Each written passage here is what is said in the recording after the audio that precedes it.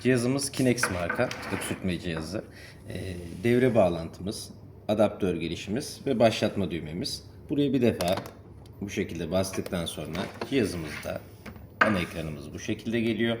Klinik moduna girmek için şuradaki tuşa herhangi bir menünün üstündeyken basılı tutuyorum. Ekran gelene kadar basılı tutuyorum. Elimi kaldırmıyorum. Klinik moda girilsin mi diyor. Sola doğru bir defa çevirip tamam diyorum. Burada 4 tane sekmem geliyor. Öksürtme desteği, Free Aspire modu, sabit basınç, CPAP modu ve öksürtme testi yaptığımız sekmeler. Öksürtme desteği kısmına girdiğim zaman ilk sekmemize burada 3 farklı modum var. Manuel mod, otomatik mod ve senkronize mod. Burada titreşim ayarı yapabiliyorum. Sadece Inspirium'da da yapabiliyorum titreşimi. Sadece Experium'da da yapabiliyorum. Hem Inspirium'da hem Experium'da her ikisinde de olacak şekilde de ayarlama yapabiliyorum. Şimdi ilk modumuzdan başlayalım. Burayı Inspirium, Experium olarak bıraktım. Manuel modumuzda bir Inspirium basıncı ayarlıyoruz. Experium basıncı ayarlıyoruz. Rampa ayarlıyoruz. Rampa dediğimiz basınç dik bir şekilde mi? Hastamıza ulaşsın, burada grafiksel şekilde de görebiliyorsunuz zaten. Yoksa yumuşak bir şekilde mi hastamıza ulaşsın, bunun ayarını yapıyorum. Frekans dediğimiz şey titreşimin sıklığı. 1 Hz ile 20 Hz arasında ayarlama yapabiliyorum. Amplitude dediğimizde titreşimin şiddeti. Bunu da 1 ile 10 santim su arasında ayarlayabiliyorum. Yine hastanın kliniğine göre bunu belirleyebiliyorsunuz. Manuel modda başlat dediğim zaman cihazımı Inspirium Experium süresi tamamen bana bağlı. Buradaki kumanda yardımıyla artı Inspirium eksi Experium.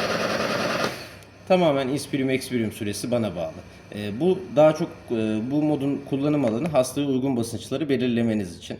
Sonrasında otomatik moda geçtiğimiz zaman burada ekstradan Inspirium süresi, Experium süresi ve bekleme süresi, aynı zamanda döngü ayarlıyoruz. Ekstra gelen parametrelerimiz bunlar. Inspirium'da 20 saniye 1 saniye boyunca Inspirium'da 20 santim su bastı. 2 santim su, 25 santim su çekti Experium'da. Bundan sonra ne kadar hastamızı dinlendireyim? Mesela 3 saniye olarak ayarlanmış. 1, 2 artı 3, 6 saniye benim bir döngüm yapıyor. Buradaki döngü ayarında 6 saniyelik bu döngüyü kaç defa tekrarlayayım? 10 yaptığım zaman yaklaşık olarak 1 dakika boyunca hastaya uygulama yapmış oluyorum. Burada başlat dediğimde hiçbir şekilde müdahale etmeden otomatik tamamen Experium yaptı. Bekledi 3 saniye. Inspirium yaptı. Experium yaptı. 3 saniye bekledi. Burada döngünün ne kadar kaldığını da görebiliyorsunuz. Mesela 2 döngüyü tamamladı. Şu an 8 döngü kaldı. 3. döngüyü tamamladı.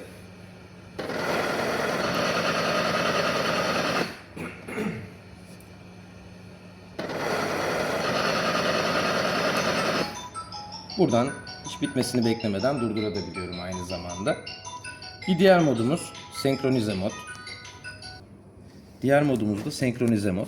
Senkronize modun otomatik moddan tek farkı Inspirium'u hasta başlatıyor, Experium'a cihaz geçiriyor. Yani mantık olarak bu şekilde diyebilirim. Şimdi uygulamalı bir şekilde gösterelim. Sarflarımız bakteri filtresi. Tam cihaz giriş kısmına takıyoruz. Tek devremiz ve diğer ucunda da ambu maskemiz bu şekilde. Devre bağlantımı yapıyorum. Şurada giriş kısmımıza bağlantımızı bu şekilde yapıyoruz. Diğer ucunda da dediğim gibi sadece ambu maskesi var. Şimdi otomatik modda bir deneyelim. Otomatik modda başlattığım zaman şurayı kaçak yapmayacak şekilde sıkayım. Başlattığım zaman hiçbir şekilde hasta tepkimesi bekliyorum. Inspirium, Experium. Inspirium, Experium. Senkronize modu aldığım zaman hasta tetiklemeden, Inspirium'u başlatmadan hiçbir şekilde cihaz basınç uygulamasına geçmiyor. Hasta tetiklediği zaman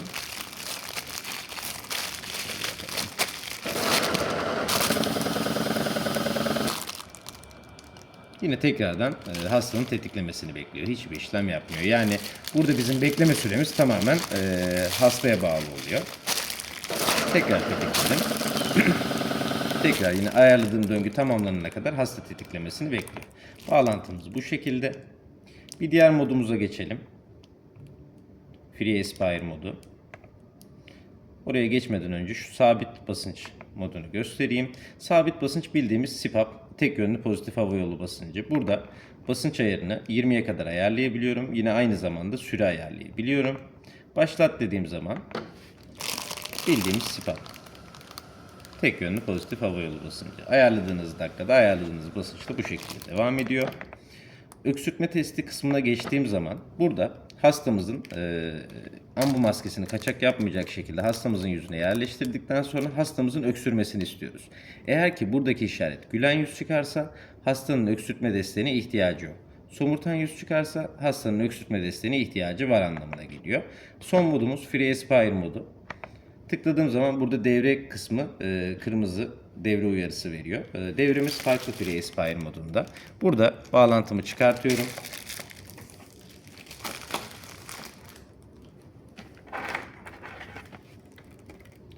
Şu şekilde bir devremiz var. Çıkıntılı olan kısmı şuraya denk gelecek şekilde devremi yerleştiriyorum.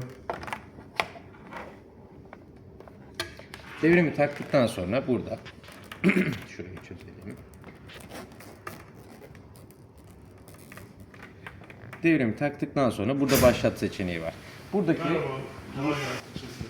bu modumuzda eksploratör akış hızlandırıcı modumuz. Başlattığımız zaman sadece akım veriyor. Buradan şiddeti ayarlıyoruz ve tedavi süresini yine aynı şekilde ayarlayabiliyoruz.